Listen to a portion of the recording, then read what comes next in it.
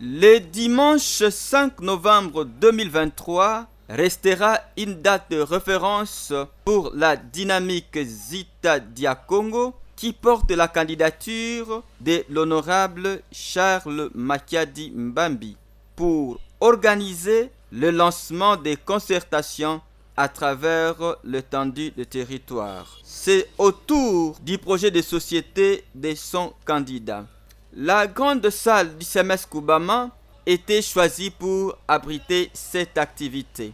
Ils étaient nombreux, représentant différentes couches de la population venus de différents milieux du territoire, en présence de monsieur l'administrateur du territoire de Madimba, Nestor Ntsonsa Matomina. Ils sont venus assister premièrement à la déclaration de candidature à la députation provinciale de l'honorable Charles Makiadi Mbambi, actuellement député provincial par suppléance et candidat numéro 94 pour les élections du 20 décembre 2023. Tout a commencé par l'hymne national ainsi que la prière dite par un serviteur de Dieu, membre de la dynamique. Après la prière, un mot d'introduction a été présenté. La neutralité ne permet pas l'émergence. La neutralité ne permet pas l'éclosion de l'excellence. Parce que si vous êtes neutre, vous soutenez l'injustice. C'est ainsi que Desmond Tutu affirme avec raison que si vous êtes neutre dans les situations d'injustice, vous avez choisi les côtés de l'oppresseur, pas celui de la victime. Déjà, nous l'entendons par-ci, par-là, dire que si le monde va mal, cela n'est pas causé par les mauvaises personnes, mais c'est causé par l'inaction des personnes bonnes qui devraient en fait y remédier. Quand j'ai parlé d'injustice tantôt, cela voudrait sous-entendre qu'il y a une victime. Est-ce vraiment logique ou rationnel de parler des victimes en ce moment-ci? Et oui, la victime, c'est nous. La victime, c'est toute cette assemblée. Après ces mots d'introduction, à la couleur d'une catéchèse électorale, l'honorable Charles Makiadi Mbambi s'est acquitté du devoir de déclarer sa candidature. Déclaration officielle de ma candidature, référence numéro 011 par TCM, créé par KC, créé INK par 2023. Conformément à la décision numéro 118 par CENI par AP par 2023 du 31 octobre portant sur la publication de la liste définitive des candidats députés provinciaux. Révérends serviteurs de Dieu, estimés très chères autorités politico-administratives locales, respectés chers notables et sages du territoire, mesdames et messieurs, à vos titres éclatés respectifs. Moi, le nommé Charles Makiadi Mbambi Lona du clan d'Ensakalaou, fils de Congo Nassadi, petit-fils de Congo Capital, né de M. Thomas Mbambi Dimbo, Dorez Moinoir, dont le corps a été inhumé à Malé, et Mme Victorine Pango Massoukidi, également Dorez Moinoir, dont le corps a été inhumé à Genève, qui sont. Ayant fait des études primaires à l'épée Madeleine pour la première et la deuxième, au couvent des Sœurs de Sainte-Marie de Kazaroulou pour la troisième et la quatrième primaire, puis à l'épée Saint-Moukassa Ngarangalema pour la cinquième et la sixième primaire. Des études secondaires faites au collège Notre-Dame de Banzamoma pour la 7e et la 8e, puis au collège Koubama CMS où j'ai décroché mon diplôme jésuite et le diplôme d'État en maths physique en 2004. les études universitaires à l'Université Congo, faculté de médecine, où j'ai décroché mon diplôme de docteur en médecine, chirurgie et accouchement en 2014. Outre les nombreuses formations suivies en soins de santé et en entrepreneuriat, j'ai exercé comme médecin traitant au centre hospitalier Mamoté-Makambo en 2015, médecin traitant à l'hôpital Saint-Luc-Santou depuis 2016, chef de service en salle des urgences et des unités de dialyse pédiatrique, secrétaire du staff médical, médecin clinicien dans le projet des mineurs et sucragènes de typhoïde de septembre 2017 au mois de septembre 2021.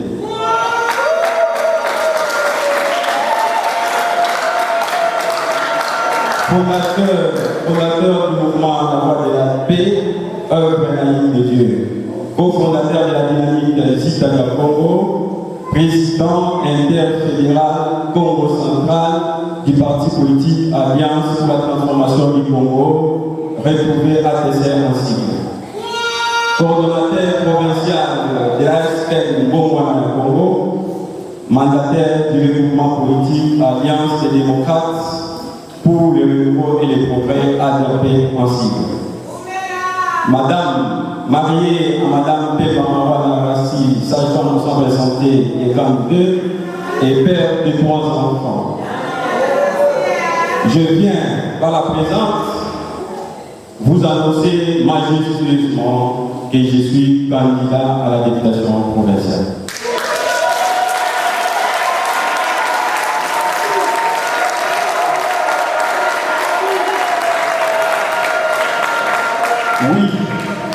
Oui, je suis candidat et voudrais, comme tout citoyen congolais, mettre les capacités au service de la province et du territoire au travers des instances provinciales de prise de décision. Je dois solennellement vous garantir que je possède les capacités, les valeurs humaines, morales, éthiques requises pour mieux assumer les responsabilités et contribuer au redressement tant de la province que de notre sacré territoire de Namibie. Mes suppléants, Monsieur le Préfet Chakal Kassomo Makadi, du clan de Kenzinga, fils de Iloama, petit-fils de Nanga Congo.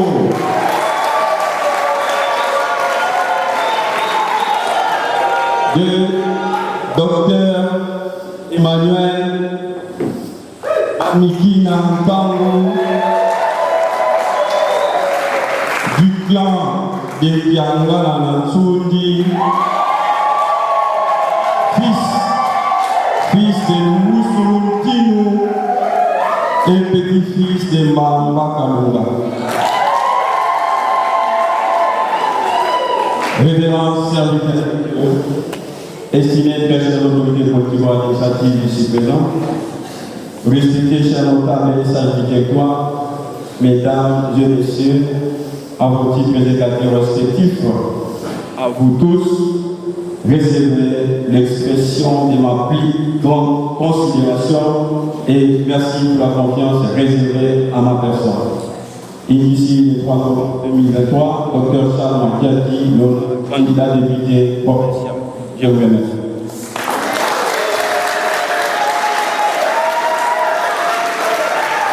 Après cette déclaration solennelle, l'honorable Charles Makiadi a fait la présentation de son projet de société qui résume les priorités pour l'ensemble du territoire de Madimba. Porte environ 7 mois, j'ai été prédit par le modérateur. Nous allons commencer par une introduction. Nous allons présenter notre programme sur le plan politique, sur le plan foncier, des affaires foncières, sur le plan économique, sur le plan social, dans lequel nous parlerons de la santé et de l'environnement. Nous parlerons de l'éducation, de la recherche scientifique et technique, nous parlerons de la sécurité locale et nous parlerons du genre. Le point suivant, nous allons également présenter notre programme sur le plan culturel et sportif. Et enfin, nous allons présenter un projet commun à proposer au caucus des députés de Mandimba une fois élu. Je sais que ça pose un sérieux problème et c'est parmi les raisons pour lesquelles les choses ne marchent pas seulement dans notre territoire, mais partout ailleurs. Cette cohésion qui manque au sein des représentants des élus et freine très sérieusement les problèmes parce que lorsqu'un député amène un problème au niveau de l'exécutif, que ce soit national ou provincial, ça n'a pas de poids comme les gens disent. Mais quand vous êtes ensemble, vous avez un programme commun et vous le soumettez à l'Assemblée et à l'exécutif, et même l'exécutif, que ce soit national ou provincial, tremble parce que vous formez une force. Alors, en guise d'introduction, j'aimerais d'abord nous les rappeler. Pour tout changement positif tant souhaité par nos communautés et pour nos communautés, à l'occurrence celle de notre sacré territoire de Mandimba, nous devons reconnaître que le changement, c'est aussi le passage d'un État à un autre. Et que de l'État initial, c'est-à-dire l'état dans lequel on est et dans lequel on ne peut plus vivre, à l'état souhaité, là où on veut arriver, le niveau de succès est proportionnel, voire même strictement proportionnel au sacrifice à consentir. Et ces sacrifices exigent des pensées élevées dans un premier temps, c'est-à-dire des pensées saines, des pensées nobles, des pensées des pensées qui suscitent de l'admiration. En second lieu, ce sacrifice exige de la planification. La planification, ceux qui ont fait le développement savent, pour passer d'un état de personnes, ça exige la discipline pour respecter ses règles. Ces sacrifices exigent également de la confiance en soi. On dit si beaucoup dans les réseaux sociaux, quand les choses ne marchent pas pour Mandimba. Et je l'ai dit pour les siècles et les siècles, pour tout développement. Pour tout progrès souhaité pour notre territoire. Il existe une déclaration sur laquelle le territoire de Mandimba serait le premier territoire de la République démocratique du Congo. Alors, cette déclaration que j'essaie de qualifier de nostalgique, bien que ça peut être vrai, devrait pour moi susciter la honte à la génération qui a participé à sa gestion, à celle de la province, voire du pays. Car, comme je l'ai dit là, Makalama Kourou, Kabadila Moukouan, je ne peux pas me mettre aujourd'hui avec mon morceau de choix, une boule de foufou, et quelqu'un me dit à côté, mon travail pour tout à la pour ça, c'est passé. Mais au contraire, aujourd'hui, nous devons plutôt déclarer avec détermination, maintenant où nous parlons, que dans 5 ans, ou dans les 10 prochaines années, notre territoire doit devenir ou redevenir une référence pour le reste de la province, pour les pays. Tout en reconnaissant bien entendu que le développement est un processus en se fixant des objectifs qui soient spécifiques, mesurables, atteignables, réalisables et définis dans le temps. Et tout cela demande des pensées élevées, de la planification, de la détermination, de la discipline, de la confiance en soi et donc de la confiance en nous-mêmes, les enfants de Mandimba, les Gabonais. Voilà pourquoi je viens au travers de cette annonce officielle de ma candidature, puisqu'il s'agit là d'une tradition républicaine que beaucoup de gens oublient. La CENI a confirmé votre candidature, mais vous devez aussi la déclarer officiellement auprès des électeurs. Et c'est ce que nous allons faire. Donc, au travers de cette annonce officielle de ma candidature à la députation provinciale, je viens vous proposer un plan de développement réformateur. Un plan de développement réformateur non détaillé parce qu'il s'agit d'un travail scientifique. Je ne vais pas tout dire parce qu'il y a des paresseux copistes. Ils ont tellement d'argent et de pouvoir, ils n'ont pas le temps de réfléchir et ils attendent les idées de tout. Donc, ces plans de développement réformateur associent les rôles traditionnels d'un élu du peuple et les nouvelles réformes proposées par moi, capables de booster les progrès durables dans notre territoire en fatalisant efficacement, c'est-à-dire en stimulant efficacement et de manière stratégique l'auto-prise en charge au sein de nos communautés. Nous allons commencer par le plan politique Qu'est-ce que nous voulons apporter comme réforme, comme changement? Qu'est-ce que nous voulons amener sur le plan politique dans les territoires des Manicois? Nous devons nous mettre d'accord sur le fait que nous le savons bien, et par sa essence, la politique est là d'organiser, de conquérir, d'exercer le pouvoir, et c'est là pour les mieux-être de la population. Mais cependant, ces définitions est vraie et doivent obéir aux principes républicains et démocratiques qui promeuvent, c'est-à-dire en promouvant la méritocratie. Le mérite, c'est un seul problème chez nous dans notre société. Malheureusement, ici, c'est les népotismes, c'est les régionalismes. Quand on crée une fondation, quand on crée des amis de X, il faut savoir que la fondation Yanouniana, ce sont des enfants, des descendants de Yanouniana qui vont vous diriger. On est des vassaux, c'est-à-dire des esclaves. On nous a appris à l'histoire au XIVe siècle. Jamais vous serez des guidiers dans ces fondations, ni dans ces amis-là. Alors vous devez vous révéler. C'est justement ces népotismes, les régionalismes, l'argent qui dicte les noms de candidats, aussi bien dans l'administration que dans la politique. Alors que les compétences des qualités, sans soutien, sans appui ni argent, ne peuvent pas accéder à ces fonctions. Pour faciliter justement l'intégration de tous dans la politique et l'administration, et en plus soutenir la bonne gouvernance de la province et ces entités territoriales décentralisées, je vous propose dans mon programme 2 volets d'intervention. Le premier volet porte sur le rôle traditionnel d'élu. Une fois élu, selon le rôle traditionnel d'élu, qu'est-ce que nous voulons apporter? Entendu ici, je vais m'excuser, entendu ici par rôle traditionnel, c'est les rôles reconnus à un élu, à un député, les rôles, les travails législatifs, les contrôles du pouvoir public du gouvernement. Les contrôles du gouvernement au travers des questions aux membres du gouvernement, des motions de censure et également au travers des commissions d'enquête. Et les travaux législatifs, c'est là où il est demandé aux députés comme travail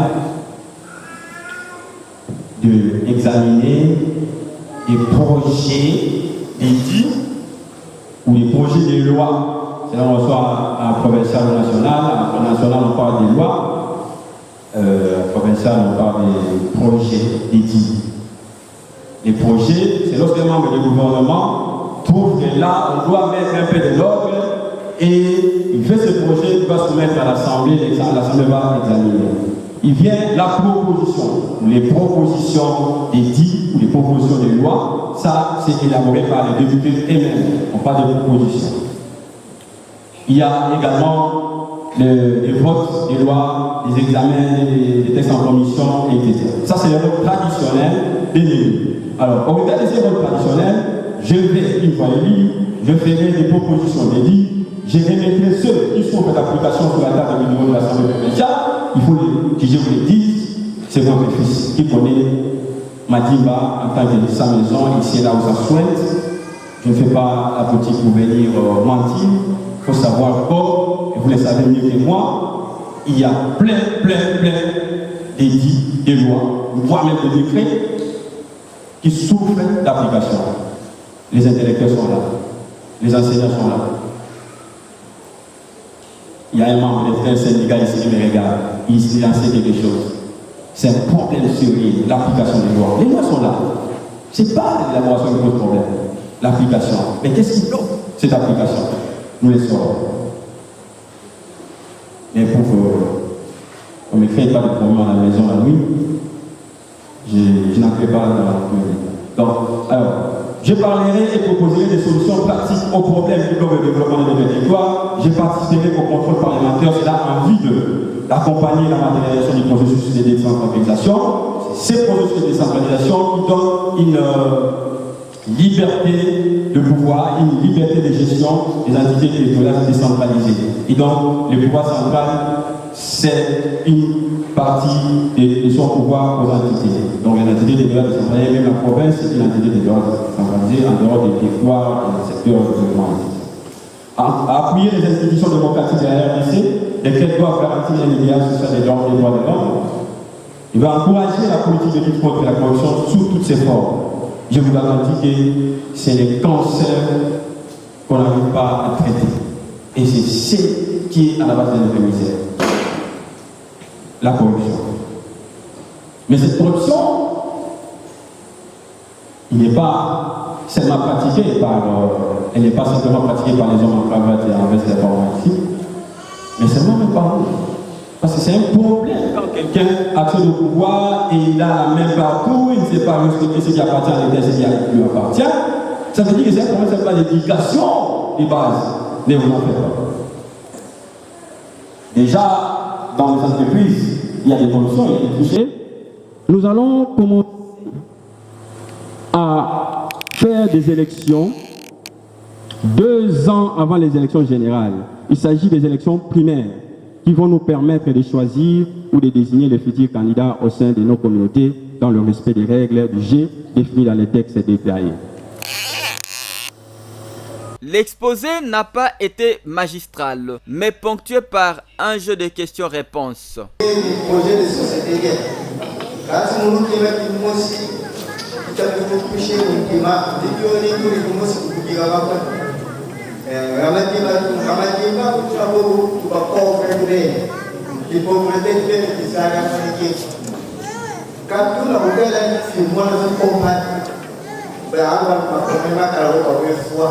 Et comment est-ce qu'il y a un participant à la destruction de vous devez avoir qui m'a caractère. Vous avez l'état de chat, vous avez qui lui est à moi. Quand il m'a dit que quand on a vu son nom, mais vous savez la première qui va dans le cas dans le boulot, ben ça va dire va péter moyen qui reprise de ça. Va bien pour diminuer le chômage. Gali kisalu kadu bakul pada buruba itu bien belum baru mau mapal pada kalau pada asal di baca orang itu bersuara ben dulu tiga kita kita yang pada itu kuno gue mama telah tu kisalu dan generality mengiba sekarang aku mabas bayar untuk bawa mesti makan final sesuatu belum mesti disini. Alors, fidèle à l'application qu'il a, nous sommes pris de Momosi, nous nous sommes dit, nous ne connaissons pas d'eau. Maria, va nous regarder là, madame, il y a une distance 10-15 km, tandis que nous ne pas, et nous Nous avons suivi vos interventions sur les 3 autres points qui ont suivi, notamment l'économie, la santé et la sécurité, tout ce qui allait avec moi. J'ai juste quelques éléments que j'ai notés, que je voulais poser quelques questions et puis je vais passer rapidement pour gagner le temps. Alors, la première préoccupation, je vais permettre que je revienne un peu sur la politique que vous avez dit avant. J'ai vu que vous avez parlé de la politique, mais vous étiez un peu trop, permettez-moi, trop élargi.